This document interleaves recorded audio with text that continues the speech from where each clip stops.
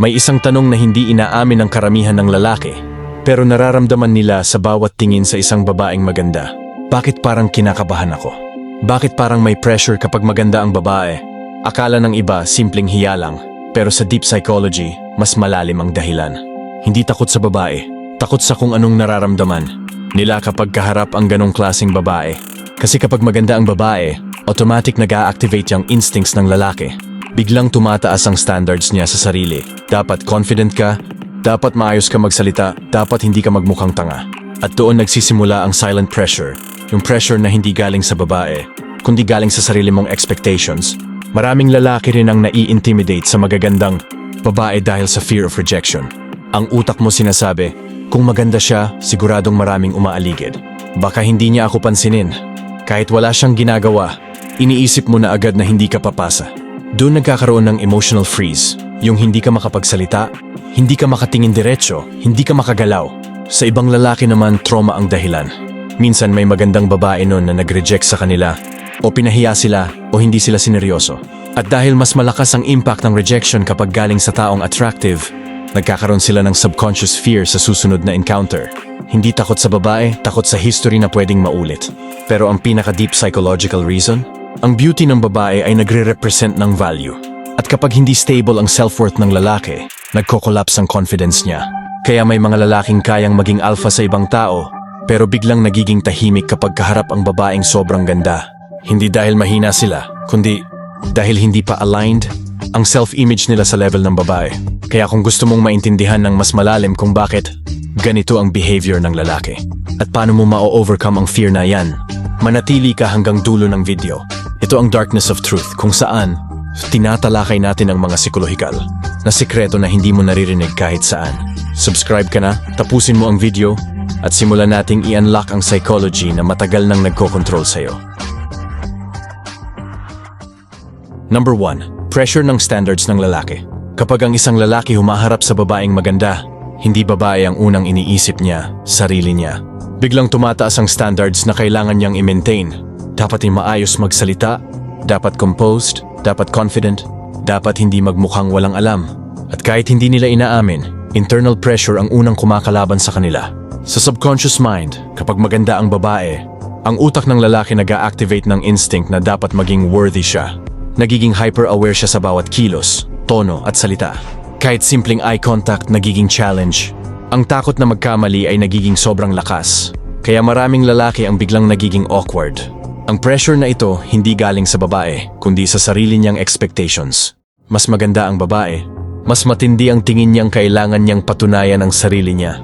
Kaya kahit confident sa ibang situation, biglang nagkakaroon ng self-doubt kapag kaharap ang babaeng may mataas na perceived value. At dito pumapalong ang internal conflict. Gusto niyang maging natural, pero ang utak niya nagbibuild ng performance mode, nagiging scripted, hindi authentic, at mas nagmumukhang tense. Mas lumalayo tuloy siya sa sarili niyang natural charm. Sa psychology, tinatawag itong self-inflicted pressure, yung insecurity na hindi mo napapansin pero nilalamon ka habang nag-i-interact ka. Habang mas nakikita niyang maganda ang babae, mas nagiging critical siya sa sarili niya. Ito ang unang dahilan kung bakit natatakot ang ibang lalaki sa babaeng maganda. Hindi dahil sa babae mismo, kundi dahil sa image na kailangan nilang mamatch. Sa isip nila, beauty equals higher expectations, at hindi lahat handang sumabay sa bigat nun. Number 2, takot ma-reject dahil mas masakit. Kapag maganda ang babae, hindi lang simpleng rejection ang iniisip ng lalaki, mas malalim, mas mabigat, mas nakakahiya sa ego. Kasi sa utak ng karamihan, ang rejection galing sa babaeng maganda ay may double impact. Hindi lang siya tinanggihan, parang sinampal din ang kanyang value bilang lalaki. Sa isip niya, kapag nag-fail siya dito, ibang tao rin ang makakakita. Mas mataas ang tingin ng society sa magagandang babae. Kaya mas mataas din ang tingin ng lalaki sa magiging judgment kapag hindi siya pinili. Sa madaling salita, hindi lang babae ang kinakatakutan niya kundi ang magiging tingin ng mundo sa kanya pagkatapos. Kasabay nito, may subconscious belief ang lalaki na ang babaeng maganda ay maraming options. Iniisip niya na bakit siya ang pipiliin kung merong mas gwapo, mas mayaman, mas matangkad, mas established. At kahit hindi totoo, ang assumptions na ito ang pumapatay sa self-confidence niya bago pa siya makapagpakilala. Sa bawat attempt na kakausapin niya ang babae, Pumapasok agad ang overthinking. Baka hindi siya type. Baka pangit tingin niya. Baka bastidin siya agad. At kapag natatalo ka na ng utak mo sa imagination pa lang, hindi ka na makakagalaw sa reality. Hindi nakikita ng lalaki na minsan, normal lang ang babae at hindi naman imposible lapitan. Pero dahil sa sariling fear mong ma-reject, nagmumukha siyang untouchable.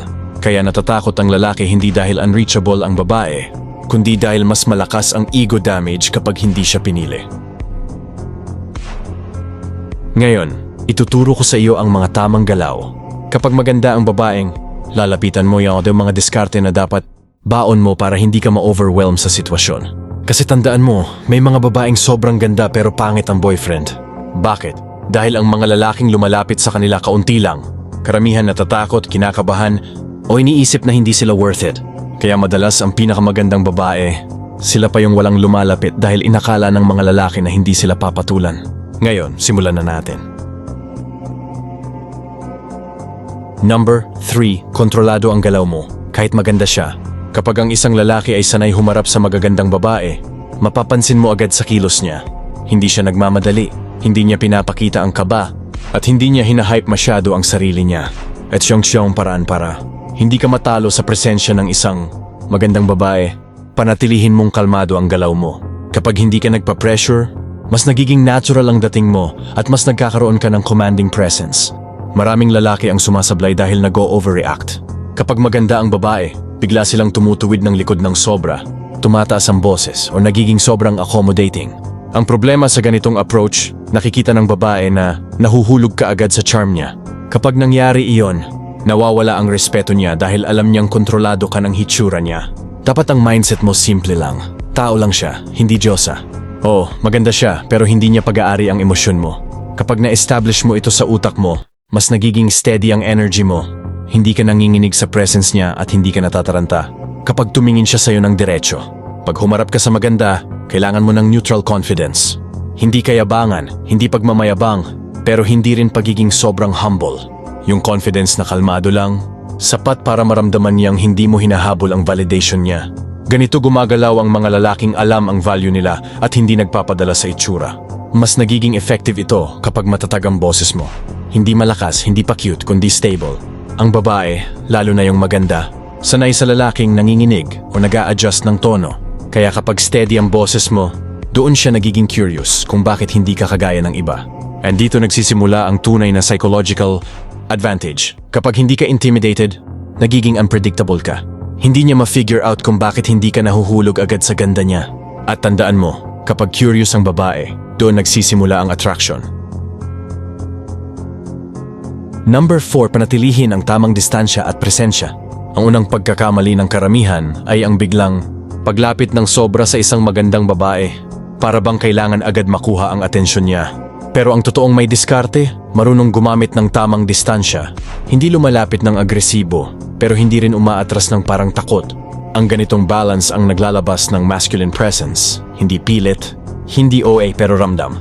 Kapag masyado kang malapit, nagmumukha kang desperado. Kapag masyado kang malayo, nagmumukha kang intimidated. Kaya dapat neutral. Yung nandun ka lang, steady, relaxed, parang sinasabi mong alam mo ang sarili mong halaga. Ito ang klaseng presensya na hindi niya basta-basta makakalimutan dahil hindi ito familiar sa kanya. Karamihan kasi, either sobrang kapit o sobrang iwas. Mapapansin mo, ang mga lalaking hindi natitinag ng ganda ng babae, marunong gumamit ng body language. Hindi sila nagmamadali sa bawat galaw, hindi sila aligaga, at hindi sila nag-a-adjust ng sobra para lang magustuhan. Kapag relaxed ang katawan mo, nagiging confident ang dating mo kahit wala kang sinasabi. At oo, nararamdaman ng babae yan. Maganda ring obserbahan mo ang galaw niya bago ka gumawa ng move. Kapag comfortable siya, mas madali kang pumasok sa conversation. Pero kapag halatang guarded siya, panatilihin mo muna ang distansya at bantayan ang timing. Ang magandang babae ay sanay sa lalaking nagmamadali. Kaya ang lalaki na marunong magbasa ng energy, siya ang kakaiba. Hindi mo kailangan pilitin yung pa-cool. Ang kailangan mo lang ay controlled presence. Kapag alam mong kontrolado mo ang sarili mong energy, nagiging solid ang projection mo. And sa isang babaeng sanay sa attention, ang presensyang ganito ay katumbas ng respeto. Ato, curiosity ulit. Curiosity na maglalaro sa isip niya kung bakit iba ka. Dito nagkakaroon ng psychological impact. Kapag pinananatili mo ang tamang distansya, Pinaparamdam mo na hindi niya basta-basta kayang ilapit o ilayo ka sa anumang paraan. Ikaw ang may hawak ng kontrol sa emosyon mo, hindi ang itsura niya. At para sa isang babaeng maganda, bihira ang lalaking may ganitong lakas. Number 5. Huwag magpakita ng pagka-impress, magpakita ng standards. Karamihan ng lalaki, pag nakakita ng magandang babae, automatic nagbabago ang ugali. Biglang nagiging overly kind, overly impressed, at overly available. At dito sila bumabagsak. Kapag ipinakita mong sobrang bilib ka agad sa ganda niya, nawawala ang misteryo mo at nawawala ang value mo sa paningin niya. Iba ang approach ng lalaking may diskarte. Hindi siya rude, pero hindi rin siya starstruck. Normal lang ang trato niya, parang ordinaryo lang ang sitwasyon. Bakit? Dahil alam niyang ang kagandahan ng babae ay hindi sapat na dahilan para ilagay niya agad sa pedestal ang isang taong hindi pa niya kilala. Ito ang mindset ng lalaking may mataas na standards. Hindi sapat ang mukha, dapat may character din. Kapag normal ang approach mo, nagugulat ang babae. Hindi siya sanay. Sanay siya sa tingin ng takot, sa tono ng kabado, at sa taong trying hard maging interesting. Pero kapag ang kausap niya ay chill, diretso, at hindi binabago ang personality, dahil lang maganda siya, nagiging curious siya kung ano meron sa'yo. Isipin mo na lang, kung hindi mo ipapakita na impressed ka agad, pinaparamdam mo na hindi ganda ang sukatan mo. At yan ang nakakatakot sa kanya, dahil hindi niya alam kung pasado ba siya sa standards mo. Sa part niya, nagiging challenge ka bigla at ang challenge ay nakakakuha ng atensyon. Hindi mo kailangang maging suplado. Ang kailangan mo lang ay control. Huwag agad magbigay ng sobrang papuri. Huwag agad mag-overreact. Kapag nagustuhan mo ang energy niya, dun ka lang magpakita ng slight na interest. Ito yung tamang timpla. Sapat para maging warm, pero hindi sapat para magmukha kang nangangailangan ng validation. And dito papasok ang tunay na psychological impact. Kapag hindi ka agad bumigay sa ganda niya, nararamdaman niyang ikaw ang lalaki na hindi niya madaling mababasa, hindi niya madaling mamanipula, at hindi niya madaling makuha. Sa mundo niya kung saan halos lahat ay impressed sa kanya, ikaw yung kakaiba. At ang kakaiba, yun ang nakakahatak ng tunay na attraction. Number 6. Panatilihin ang composure, kahit siya ang unang magbigay ng signal. Kapag maganda ang babae at nagbigay siya ng maliit na atensyon, isang ngiti, isang tingin, o simpleng tanong, karamihan ng lalaki agad-agad nagiging overly excited. Para bang jackpot agad? Ang problema, kapag napansin ng babae na na-excite ka ng sobra sa maliit na interaction, nawawala ang respeto niya dahil alam niyang madaling maapektuhan ang emosyon mo. Ang tamang diskarte? Panatilihin ang composure mo. Oo, nagbigay siya ng signal pero trabaho mo na huwag itong gawing malaking bagay. Ang mindset mo dapat, nice. Pero hindi pa ibig sabihin, nito na may gusto siya. Ganito nag-iisip ang lalaking hindi pinapaikot ng hitsura o maliit na validation. Isipin mo na lang yung scenario.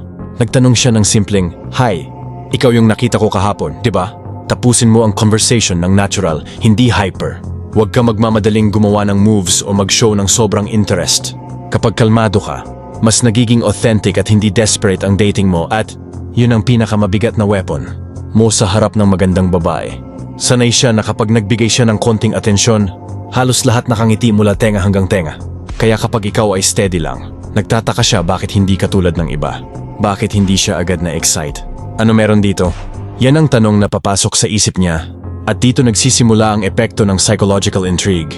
Kapag nagbigay siya ng signal, kailangan mo ring tignan kung consistent ba ito. Hindi yung isang smile lang, tapos bigla mong iniisip na special ka na. Ang lalaking may diskarte ay nag-o-observe muna bago kumilos. Hindi agad nag-a-assume, hindi agad nagtatanim ng meaning sa maliit na gestures. At dito lumalabas ang power mo. Kapag hindi ka nagpapadala sa simpleng atensyon, pinapakita mo na stable ka, hindi madaling makontrol, at hindi mo sinusukat ang self-worth mo base sa konting validation. Kapag ganito ang aura mo, kahit ang maganda pa yan, mapapaisip siya kung bakit hindi mo siya tinitingnan na parang premyo. At doon, ikaw ang magiging center ng curiosity niya. Number 7. Ang kapangyarihan ng unavailable mindset. Maraming lalaki ang nagkakamali sa babae na maganda at may confidence sa pamamagitan ng pagiging sobra sa effort o laging available sa kanya. Iniisip nila na kung laging nandyan sila, lalapit agad ang babae sa kanila. Ngunit sa realidad, ang pagiging laging available ay nagpapababa ng value mo sa kanyang mata. Ang unavailable mindset ay hindi pagiging cold o bastos. Ito ay ang pagpapakita na may sarili kang buhay, goals, and priorities. Kapag nakikita ng babae na hindi mo pinapabayaan ang sarili mo para lang sa kanya, natural niyang makikita ang uniqueness at independence mo. Sa dark psychology, ito ang nagtitrigger ng curiosity at interest. Halimbawa, kung may kausap kang babae na confident at may magandang aura, at biglang mag-invite siya sa isang event, huwag agad-agad pumunta. Sabihin mo na may prior commitment ka, pero mag-suggest ng ibang pagkakataon. Hindi mo siya ni-i-ignore, pero ipinapakita mo na may sariling world ka. Kapag paulit-ulit itong ginagawa, mapapansin ng babae na hindi ka basta-basta masusunod o makukuha. Dito nagkakaroon ng subtle tension, isang psychological pull na nakaka-intriga sa kanya. Sa dark psychology, ang tension ay mas nakaka-attract kaysa sa laging pagpapakita ng attention. Mahalaga ring tandaan, hindi ito tungkol sa pag-manipulate o panlilinlang. Ito ay tungkol sa pagiging consistent sa sarili mong value at boundaries. Ang babae na may confidence ay natural na naa-appreciate ang lalaki na may sariling identity at self-respect. Sa huli, ang unavailable mindset ay nagbibigay sa iyo ng power sa dynamics ng attraction. Hindi mo kailangan magpakitang tao o gumawa ng mga grand gestures. Ang simple, subtle at consistent na pagpapakita ng sarili mong life ay sapat para maakit ang babae na confident at maganda at mapalapit siya sa iyo sa tamang paraan. Number 8. Ang art ng subtle challenge. Isa sa pinakamalakas na tool para maakit ang babaeng confident ay ang paggamit ng subtle challenge. Hindi ito about na mag-away o maging rude, kundi ang pagpapakita ng confidence sa pamamagitan ng hindi pagiging predictable at laging sumasang-ayon sa kanya. Ang challenge na ito ay nagtitrigger ng interest at curiosity sa subconscious niya. Kapag laging sinasang-ayunan ang bawat gusto niya, nawawala ang sense ng excitement. Pero kung paminsan-minsan ay gentle mong hinahamon ang opinion niya o may playful disagreement, nakikita kanyang may sariling mind at principles. Sa psychology, ang mga confident na babae ay naa-attract sa lalaki na hindi basta-basta sumusunod, kundi may sariling identity. Halimbawa, kung may sinabi siyang gusto niyang gawin, pwede mong sabihin, interesting yan, pero paano kung ganito ang gawin natin? Hindi mo siya sinusupil. Nagpapakita ka lang ng independent thinking. Ang subtle na challenge na ito ay nagbibigay ng sense ng mystery at intrigue sa relationship dynamics. Ang susi dito ay balancing approach. Hindi mo siya dapat laging sinusubukan o pinapakialaman at hindi ka rin dapat sobrang distant. Ang tamang level ng challenge ay nagbibigay ng tension na psychologically nakaka-attract at nagiging dahilan para mas ma-appreciate ka ng babae sa bawat interaction. Bukod dito, ang subtle challenge ay nagpapakita rin ng emotional strength mo. Kapag nakikita ng babae na hindi ka basta-basta maapektuhan o maapektuhan ng kanyang mood swings, lumalabas ang respect at admiration sa kanya. Sa dark psychology, ang admiration ay isa sa pinakamabilis na daan para lumalim ang attraction. Sa huli, ang art ng subtle challenge ay tungkol sa pagiging aware sa dynamics ng interaction. Kapag ginamit mo ito ng tama, hindi lamang interest ang nabubuo, kundi pati respect at curiosity. Ang babaeng confident ay natural na maa-attract sa lalaki na hindi predictable, may sariling boundaries at kayang i-handle ang kanyang energy ng maayos. Number 9. Ang kapangyarihan ng confidence sa katahimikan. Maraming lalaki ang nagkakamali sa babaeng confident sa pamamagitan ng sobrang salita o pagpapakita ng sobra-sobrang effort. Sa dark psychology, ang katahimikan at composed na presence ay mas malakas kaysa sa mga salita. Kapag marunong kang maging confident kahit tahimik, natural siyang ma-attract sa energy mo. Ang idea dito ay simple. Hindi mo kailangan punuin ang bawat space o pag-uusap para patunayan ang sarili mo. Ang babae na may confidence ay nakaka-feel agad ng energy ng lalaki, hindi lamang sa sinasabi niya kundi sa paraan ng kanyang pagdala sa sarili. Ang calm at composed na lalaki ay nagiging mysterious at intriguing sa mata niya. Halimbawa, habang nag-uusap kayo, may napagkakataon na magtatanong siya o magpapakita ng curiosity tungkol sa iyo. Sa halip na agad-agad sumagot ng sobrang detalye, pwede mong sagutin ng concise at confident. Ang katahimikan sa tamang oras ay nagbibigay ng subtle tension na psychologically nakakaintriga at nagpapataas ng value mo. Ang confidence sa katahimikan ay nagpapakita rin ng control. Ipinapakita mo na hindi ka desperate sa attention niya at kaya mong maging komportable kahit wala siyang immediate na reaction sa'yo. Sa dark psychology, ang lalaki na may control sa kanyang emotional state ay mas attractive sa mga babae na confident at self-aware. Mahalaga ring tandaan, hindi ito tungkol sa pagiging cold o distant. Ang goal ay maipakita ang inner strength at self-assuredness. Kapag nagawa mo ito consistently, Lalaki ang curiosity at respect niya sa'yo, at natural niyang hahanapin ang presence mo kahit sa mga tahimik na moments. Sa huli, ang katahimikan at composed presence ay nagbibigay ng subtle power sa interaction. Sa bawat interaction na hindi mo pinipilit, nakikita ng babae ang iyong self-value, independence, at emotional stability. Lahat ng qualities na ina-appreciate ng confident na babae. Number 10, ang lihim ng playful teasing. Isa sa pinakamabisang taktika para maakit ang babaeng confident ay ang playful teasing. Hindi ito tungkol sa panlalait o pagiging disrespectful, kundi sa pag-generate ng excitement at subtle tension. Ano yung playful teasing ay nagpapakita na may confidence ka at kayang mag-handle ng interaction ng magaan at masaya. Kapag marunong kang mag-tease ng tama, nakaka-trigger ito ng curiosity sa babae. Ang forging na confident ay hindi madaling mabore. Gusto nila ang lalaki na may sense of humor, may intelligence, at kayang i-handle ang energy nila ng maayos. Sa dark psychology, ang teasing ay isang paraan para maging memorable ka sa kanyang subconscious mind. Halimbawa, kung nagkukwento siya ng achievement or accomplishment, pwede mong sabihin ng playful, ganun ba? Mukhang kailangan ko rin matuto sa'yo. Ang effect nito, hindi mo siya sinasaway, pero nagkakaroon ng light challenge at friendly banter. Nakikita kanyang confident, witty at hindi predictable. Ang sekreto ng playful teasing ay balance. Hindi mo dapat palaging mag-tease o gawin itong sarcastic, kundi sa tamang oras lang. Kapag tama ang timing at delivery, lumalabas ang sense of fun at excitement sa interaction na nagiging dahilan para mas gusto kanya kausap o kasama. Bukod dito, ang playful teasing ay nagtatayo ng emotional connection. Habang nagtatawanan kayo at nagkakaroon ng light challenge, unti-unti niyang nakikita ang iyong personality, humor, at confidence. Ang psychological effect, mas lumalalim ang attraction at curiosity niya sa'yo. Sa huli, ang playful teasing ay simpleng paraan para maipakita ang self-assuredness, wit at charm. Kapag nagawa mo ito consistently at maayos, hindi lamang interest ang nabubuo, kundi pati respect at emotional pull. Ang babaeng confident ay natural na na-attract sa lalaki na kayang magpasaya at mag-handle ng kanyang energy ng maayos. Number 11. Ang lakas ng consistent mystery.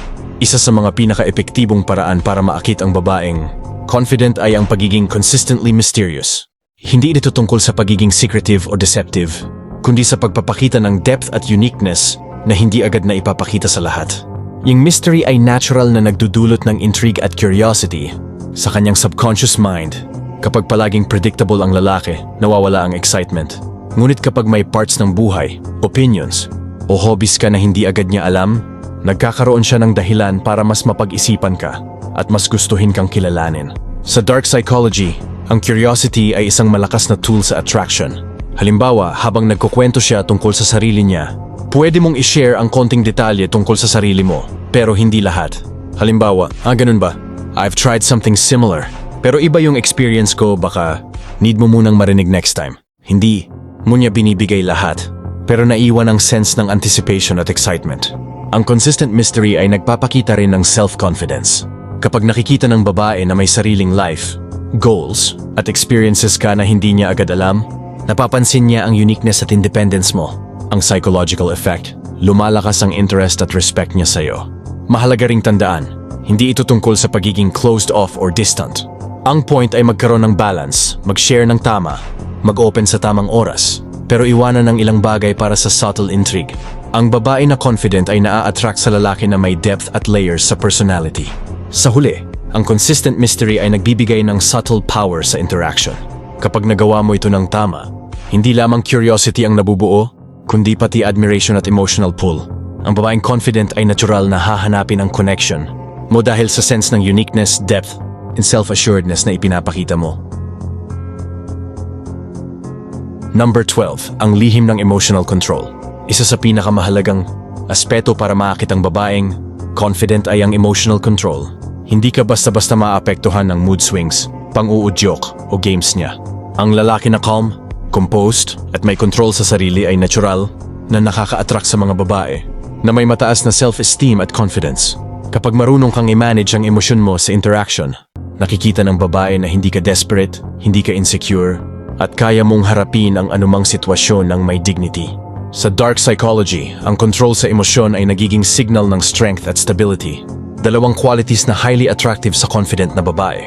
Halimbawa, kung biglang nagiging demanding or challenging ang babae sa pag-uusap, sa halip na maging reactive or defensive, manatili kang calm at witty. Pwede mong sagutin ng playful remark o gentle comment na nagpapakita ng control mo, tulad ng interesting point. Pero tingnan natin kung paano natin i-handle yan together. Ang emotional control ay hindi tungkol sa pagiging cold or distant. Ang goal nito ay ipakita na kaya mong maging emotionally independent at self-sufficient. Sa ganitong paraan, hindi ka basta-basta nadadala ng kanyang energy at mas na-appreciate niya ang maturity at composure mo. Bukod dito, ang consistent na emotional control ay nagtatayo rin ng sense of security. Ang babaeng confident ay mas nagiging attracted sa lalaki na kayang panatilihin ang stability at calmness sa bawat situation. Ito rin ang nagiging foundation ng deeper respect at trust sa relationship. Sa mahuli, ang lihim ng emotional control ay nagbibigay ng subtle power at influence sa interaction. Kapag nagawa mo ito ng tama, hindi lamang attraction ang nabubuo, kundi pati admiration at loyalty. Ang babaeng confident ay natural na na-attract sa lalaki na kayang i-handle ang kanyang energy ng maayos at may sariling emotional mastery. Ngayon, nakita natin ang 12 powerful strategies para maakit ang babaeng confident at maganda. Mula sa pagiging subtle, mysterious at composed, hanggang sa emotional control at playful teasing. Bawat teknik ay naglalayong palakasin ang value mo at gumawa ng deep psychological impact. Tandaan, hindi ito tungkol sa panlilinlang o pagpapakita ng peking personality. Ang tunay na goal ay ipakita ang iyong self-value, independence, at self-assuredness, qualities na natural na na-appreciate ng confident na babae. Ang consistency sa sarili mong identity ang susi sa tunay at lasting attraction. Sa bawat interaction, isipin ang dynamics na iyong binubuo. Maging aware sa energy mo, sa kanyang responses, at sa subtle tension na nagaganap. Sa dark psychology, ang bawat maliit na signal, smile, o banter ay may psychological effect na lumalalim ang interest at curiosity niya sa'yo. Huwag kalimutan, ang pinakamalakas na attraction ay nagmumula sa pagkakaroon ng sariling life, emotional mastery at confident presence. Kapag napanatili mo ito sa lahat ng interactions, hindi mo kailangan pilitin ang babae na lumapit sa'yo. Natural, siyang ma-attract sa aura, energy at self-value mo. Kung nagustuhan mo ang mga techniques na ito at gusto mong mas matuto ng mas malalim na dark psychology tactics para sa relationships, siguraduhin i-like ang video, mag-subscribe sa Darkness of Truth, at i-click ang notification bell para updated ka sa bawat bagong content. At tandaan, ang tunay na power sa attraction ay hindi sa mabilisang tricks, kundi sa mastery ng sarili, boundaries, at subtle psychological influence. Gamitin ito ng tama at makikita mo ang babae na confident ay natural na na-attract, curious, at respect ang nabubuo sa relasyon nyo.